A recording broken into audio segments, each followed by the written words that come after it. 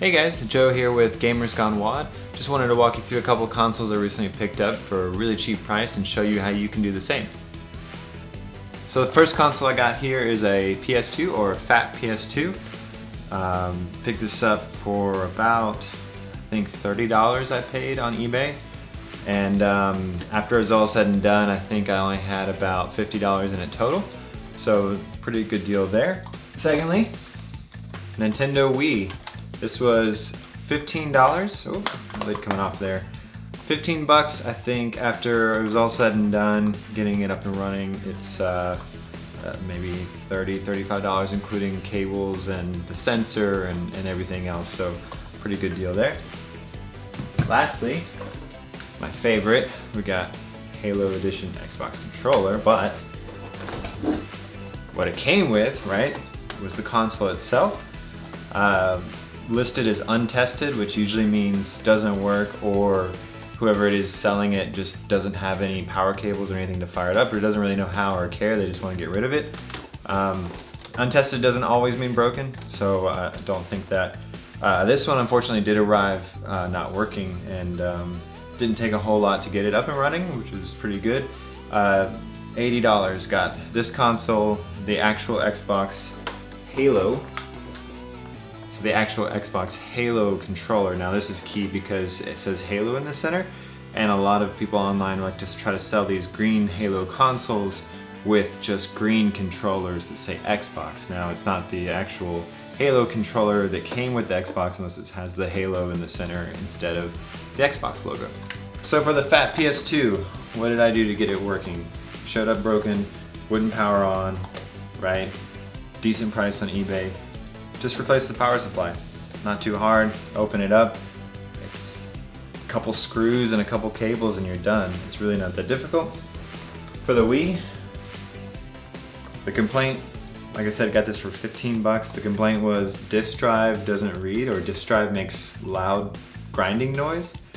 So that's a sign that the disk drive was probably bad. So replace the disk drive. I think I paid 20 bucks for another disk drive. A guaranteed working, remanufactured. I don't know if it's remanufactured or if it was just rebuilt, but that was working. It was missing the covers. I bought these aftermarket covers for like $8. They're not that great. I might try to find some better ones. You can see they fit, but they're just kind of loose. So not too happy with that part of it. But as far as the console, it works great. It plays GameCube games, no issues. So for this Xbox, what I did to get it working, it wouldn't power on. And when I would try to press the power button, I'd actually hear a popping sound. And so I took it apart and looked, and underneath, sure enough, the power board had a solder that had broken loose.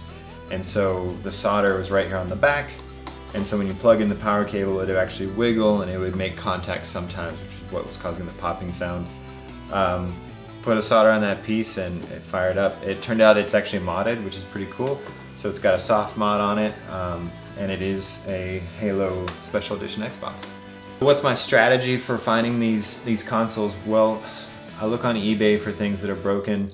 If I'm hunting a PS2, if I'm hunting any of these things, right, I look up and try to find the most common faults. You can find that online, just Google searching, right, #1 issue with PS2, #1 issue with Wii. Once you find that, you can usually find another YouTube video or write-up of how to fix that issue. And as long as the components are cheap and the work isn't that difficult, I'll usually take a stab at it, because, you know, like that Wii, 15 bucks. Yeah, I'll risk 15 bucks to see if I can get a Wii working for another 20, and it turned out okay. Same thing with the PS2. You know, thankfully the description of the eBay said wouldn't power on, which is a great sign that it's likely the power supply board. It's more rare that the actual entire motherboard goes bad. Now that could happen, right?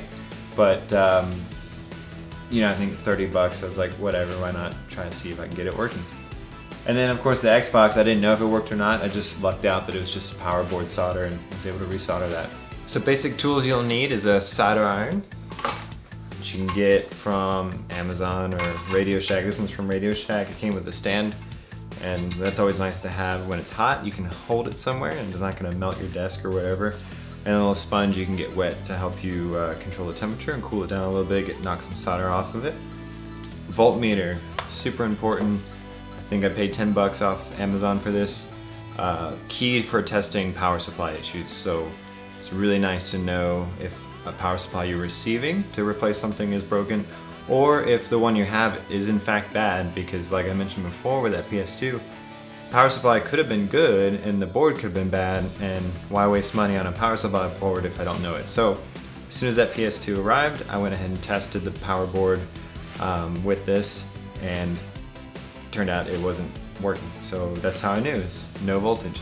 Some wire cutters, cheap wire cutters are nice to have, especially with the different gauges in case you need to do any jumping, like wire jumping, or cleaning up any frayed wires on controllers, or whatever it is you're trying to repair. Some basic electrical tape to cover up any solders on wires or anything that you do that's going to be outside, like controllers, or actually recently replaced a vacuum power cable that had been sheared off. So took a donor cable, cut the plug off, soldered it on, taped it up with this, good to go, working vacuum. And lastly, you're gonna need a specialty screwdriver set. I think this is like a computer screwdriver set you can order off of Amazon. It's got all the little bits. It's got the Y bits, the star bits, the tamper-proof Torx, all those weird things you might run into with these consoles. You know, back in the day, like the old NES, it was a bunch of Phillips screws and that was pretty much it. But a lot of these consoles now have gone to different security bits. So it's important to have a really good screwdriver set. It's got all those security bits. The last thing you want to do is be jamming in flatheads into different screw head types and jacking stuff up, just trying to get it open, you know. So always take the time, be patient, and order the right tools. So if you're looking to get into some older consoles and don't want to spend the money that people are charging on eBay, I highly recommend finding one that has a common fault, making sure the replacement parts for that are fairly cheap, and making sure you are comfortable attempting it, or comfortable, you know, possibly losing your money in the situation if you can't get it to work, or if it turns out the console arrives with bigger issues. So it's a little bit of a gamble, but it's also rewarding when you finally get one working. Enjoy!